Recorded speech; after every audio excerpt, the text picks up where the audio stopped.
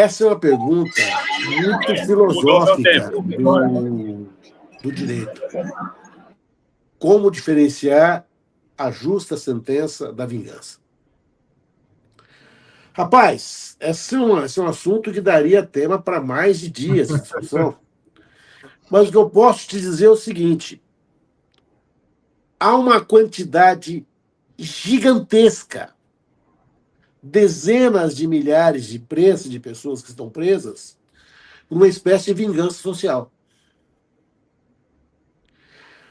Os tribunais são muito conservadores e vivem também, os seus integrantes, as mesmas aflições que correm nas pessoas comuns. Eles têm raiva do ladrão, eles têm ódio do ladrão do celular, e muitos veem na polícia o único órgão de proteção que se pode ocorrer, ao qual se pode se socorrer. O que faz com que a palavra dos policiais seja quase sempre aceita sem nenhuma crítica. É uma relação maniqueísta, é uma espécie de um Armagedon, uma luta do bem contra o mal. Eu vejo a vingança. Todavia, não há vingança quando existe um conjunto robusto de provas que afastam uma dúvida razoável, que conduzem objetivamente a um significado, que é o de se concluir que aquela ou aquelas pessoas processadas por aqueles fatos efetivamente foram seus autores.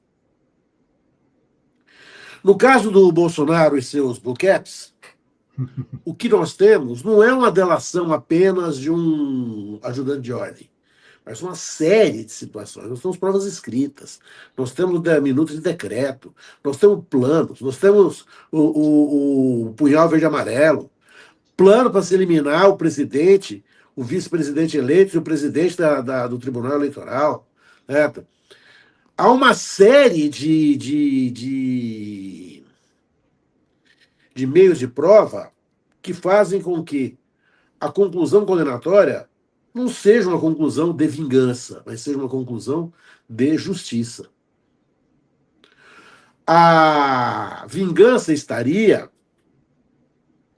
se não houvesse dado ao Bolsonaro e aos demais réus. A gente fala do Bolsonaro, mas a gente se esquece que há outros vilões ilustres nessa história, né? Braga Neto, certo? E etc. Né? Que não se desse a eles direito de defesa, foi dado. Que não se desse a eles as garantias constitucionais que são reservadas ao processo penal, foram dadas. Que não se desse a ele direito à defesa técnica, foi dado. Que não se desse a eles direito de manifestação, foi dado. Que não se desse a eles direito de produção de provas, foi dado. Eles não podem, por mais que eles queiram fazer um discurso absolutamente esdrúxulo, certo? De falar, olha, esse é o novo caso Dreyfus, que não tem nada uma coisa com a outra, nada, rigorosamente nada.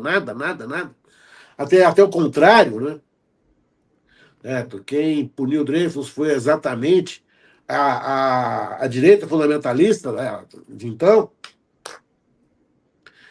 Por mais que se queira fazer um discurso de perseguição, na verdade, o que se teve foi um processo penal corretamente instaurado.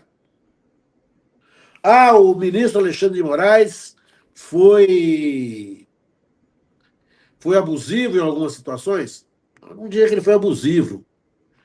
Ele foi marcante em algumas situações. Certo? Mas em nenhum momento, nenhum dos advogados disse assim, nós fomos cerceados da nossa defesa. Nenhum deles falou isso. Nenhum deles disse, não pudemos, nós não tive a chance de produzir esta prova aqui. Nenhum deles falou isso. E curiosamente, na defesa que eles fazem, que os réus fazem de si mesmos, todos eles negam o golpe para si, mas empurram o golpe para o vizinho.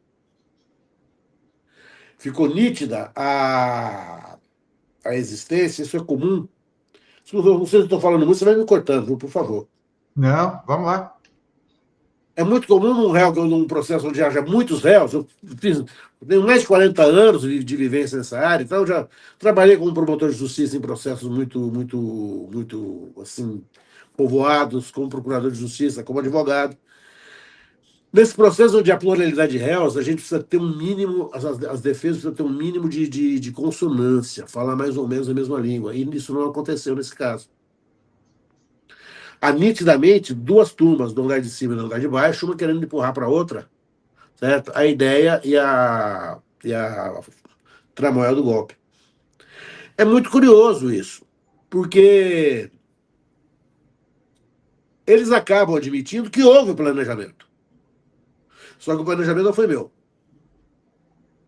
Olha, eu estava no churrasco. Quem trouxe as más companhias foi o outro. Olha, eu estava no churrasco, mas quem trouxe a carne roubada foi outro. Eu estava no churrasco, mas quem aumentou o som da música para incomodar o vizinho foi outro. Né? Quem falou tirou de si qualquer responsabilidade, mas não negou que houvesse. A única pessoa que negou completamente a prática de qualquer ato de, de golpe, de abolição violenta da democracia de direito, foi, claro, o próprio Bolsonaro. Falou, não teve nada disso, imagina. Né? Mas ele, no seu interrogatório, acabou confessando. Aquele interrogatório patético, que todos nós dele muito bem nos recordamos. Né? Doutor, o Prerrogativa soltou uma nota dizendo que eu quero vocalizar porque o que eles disseram me parece que assim é uma dúvida de todo o país, dizendo que se a anistia seria, nesse caso agora, seria um passaporte para o caos. Passaporte para o caos. Existe algum risco da anistia acontecer esse trajeto que eles estão falando? Não, já temos o Congresso, já temos o Senado, e depois, se o presidente vetar, é possível esse caminho de ser aprovado ou não? Olha, até bem pouco tempo atrás eu diria que não. Hoje eu não sei. O projeto de anistia, para quem o leu, né, para quem o leu, para quem o viu, ele é inacreditável. Eles conseguem fazer uma anistia para o futuro. Eles anistiam milícias. É alguma coisa assim que nós jamais esperaríamos que houvesse, né? E que nós esperaríamos menos ainda que houvesse, com a força que tem, num parlamento que se desviou completamente de sua finalidade.